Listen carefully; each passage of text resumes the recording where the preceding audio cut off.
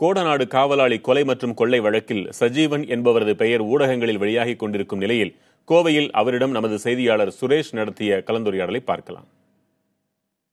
உங்கள் பேர் அடிப்படை காரணம் என்ன நீங்க நினைக்கிறீங்க? எனக்கு பிசினஸிலும் பொலிட்டிக்ஸிலும் கொஞ்சம் நிறைய எதிரிகள் இருக்கு.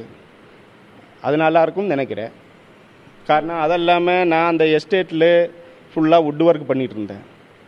ஒரு 10 வருஷமாக அந்த எஸ்டேட்டில் சம்மந்தப்பட்ட எல்லா மர வேலைகளும் நான் தான் பண்ணிட்டு இருந்தது.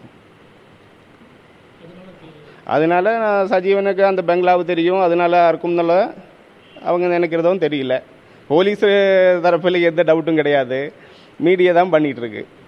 இப்போ இந்த வழக்கு தொடர்பாக கைது செய்யப்பட்டவங்க எல்லாமே கேரளாவை சேர்ந்தவங்க. உங்களுடைய சொந்த ஊரும் கேரளான்னு சொல்லியிருந்தீங்க. அந்த கைது செய்யப்பட்டவர்களை உங்களுக்கு தெரியுமா? நீங்க தான் வேலைக்கெல்லாம் அவங்களை கூட்டிட்டு போனதா ஒரு தகவல் இருக்கு. கைது செய்யப்பட்ட யாருமே நாங்கள் வேலைக்கும் கூட்டிட்டு போனதில்லை, எனக்கு யாருமே தெரியாது. இந்த கனகராஜ்னு சொன்ன பையன் எனக்கு தெரியும். 2013 நினைக்கிறேன் அம்மாவுக்கு வண்டி ஓட்டிகிட்டு இருந்தேன், சின்னம்மாவுக்கு. அங்கே வச்சு பார்த்துருக்கு, அங்கே வச்சு பேசியிருக்கு.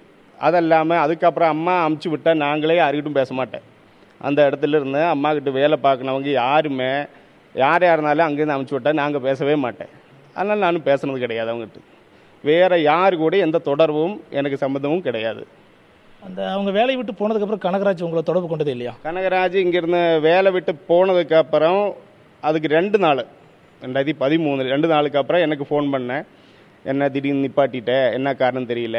அப்போ நாங்களுக்கு அவங்க அமுச்சு விட்டாலே நாங்கள் பேச மாட்டோம் அதிகம். அதனால் அதெல்லாம் ரெடி ஆகிருப்பான்னு சொல்லிட்டு நான் ஃபோன் கட் பண்ணிட்டேன், அவ்வளோதான். அதுக்கப்புறம் இது வரைக்கும் எந்த தொடர்பும் எனக்கும் கனகராஜுக்கும் கிடையாது. இப்போ இந்த வழக்கில் முக்கிய குற்றவாளியாக பார்க்கப்படுறது கனகராஜ் தான். அவருடைய மரணத்தை நீங்கள் எப்படி நினைக்கிறீங்க? விபத்து நினைக்கிறீங்களா? எப்படி நினைக்க முடியும் சார்? நான் துபாயில் இருக்கப்போ அதெல்லாம் போலீஸ் டிபார்ட்மெண்ட்டோட வேலை, நம்ம எதுவும் நினைக்க முடியாது. சரி, இப்போ அங்கே இருக்கக்கூடிய நீலகிரியில் ஒரு முக்கிய பிரமுகராக இருக்கக்கூடிய முன்னாள் அமைச்சர் மில்லருக்கு தொடர்பு இருக்கிறதா ஒரு தகவல் வந்துட்டு இருக்கு. இதை பற்றி உங்க கருத்து என்ன? நானும் அந்த ஸ்டேட்டில் வேலை பார்க்குறாரு, மில்லரும் அடிக்கடி அங்கே வருவார். அதில் என்ன தொடர்பு இருக்காதுன்னு எனக்கு தெரியாது. அது கண்டுபிடிக்க வேண்டிய வேலைகள் போலீஸ் டிபார்ட்மெண்ட் தான்.